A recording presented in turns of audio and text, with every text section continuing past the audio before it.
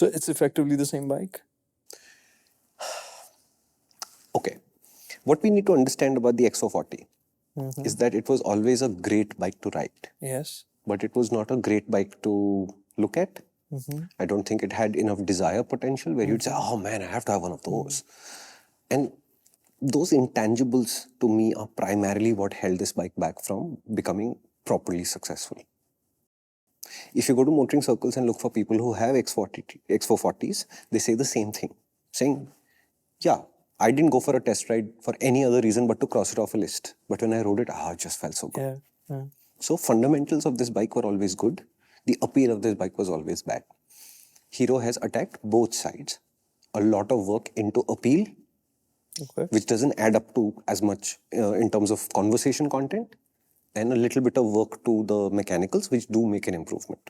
You said Hero has put in a lot of effort. Yeah, this is a Hero motorcycle. So this is also being managed by Hero on these? With more interest than the last time around from Harley-Davidson than before, for sure. But yeah, this is a Hero project primarily.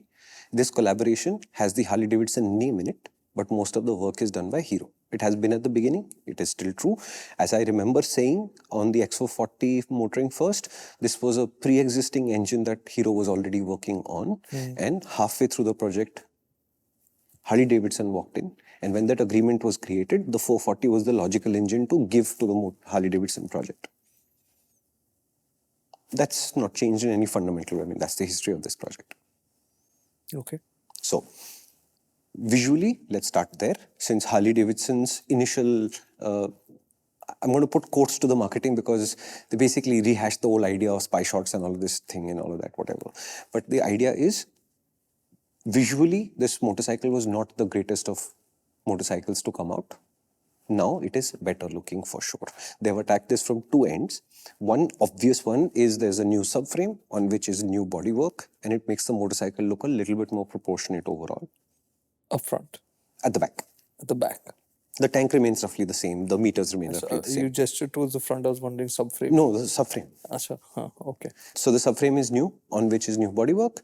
The tail light is now more integrated into the motorcycle. So can I call it much better looking? No, it's much cleaner looking for sure. So you are less likely to have an issue with how it looks, as opposed to the last time where a lot of people said, hey, look at the gap between the tire and the mudguard and look at the shape of the mudguard, and various other things were said. You cannot say those things anymore. Does this make a fundamentally, such an awesome looking motorcycle? No, I still don't think so. Okay, I get it. That it used to look too high off the rear wheel. Yeah.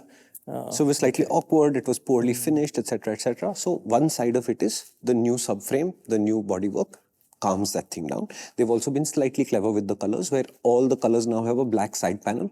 So that visually large side panel doesn't occupy our attention so much. So the color element is the tank and the graphics on it and that tailpiece. So everything sort of calms down and looks neater.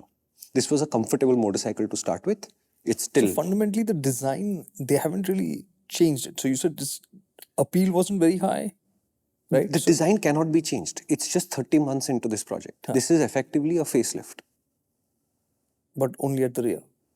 They only needed to do the rear because that was where most of the objections were coming from. Okay. But this is also a platform. We'll talk about what the platform implies a little bit later once we get through the T part.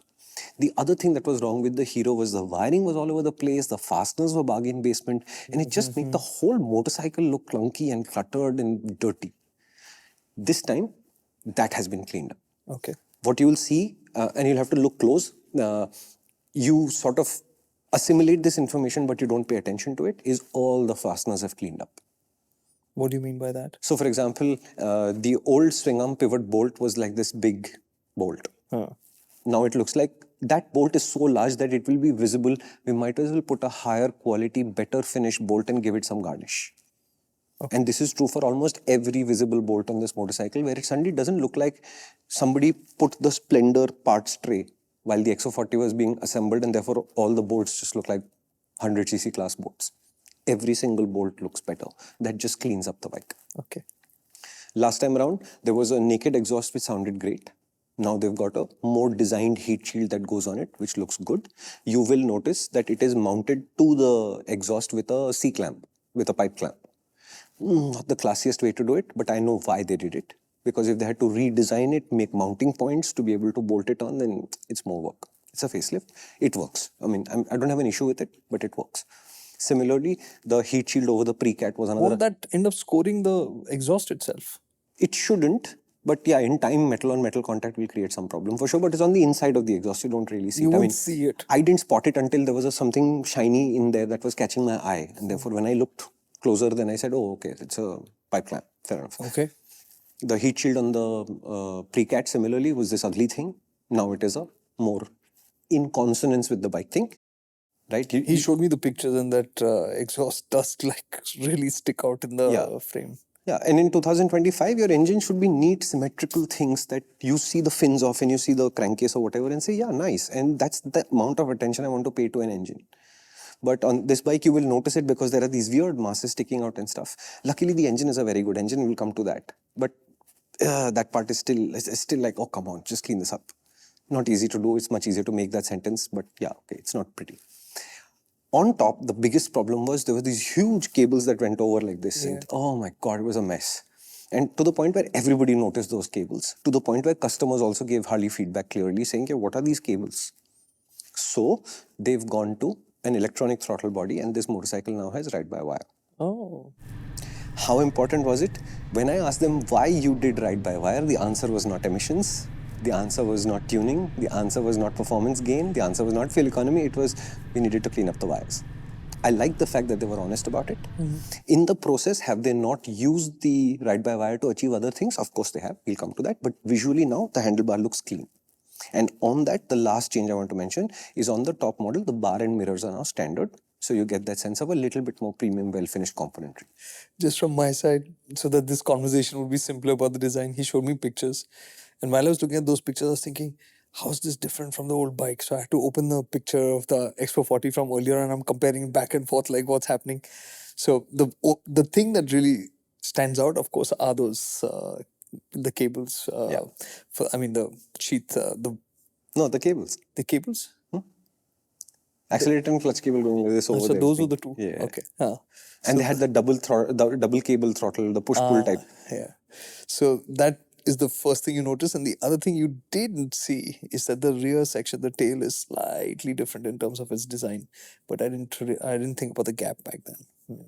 Nice. So, cleaned up, yes. Therefore, easier to accept, 100% yes. Therefore, quality levels seem better than before. Yes, that's how finish works. So if I were to tell you this, I don't think that the Harley-Davidson X440 T is any worse in quality than a Triumph Speed 400. But the Speed 400 is so well finished that you will always think of the Triumph as the more attractive, more premium, more appealsome motorcycle. That's still, there is a little bit of a gap there. Harley-Davidson, Hero could do more work on that front. But have they come a long way? 100% indubitably yes. This was a small snippet of a conversation I had with Shumi about Harley-Davidson's new top-of-the-line X440, the T. What makes it different more than just a few subtle design changes? It is a bike that's more special than it was before. And it is a special motorcycle. You can find out exactly why by catching up on the entire conversation, which is playing on YouTube and on the MotorInc app, where it's much longer because it includes questions from circles. Just download the app. It's free. And so is the sign up. You can catch up on this entire conversation there for free as well.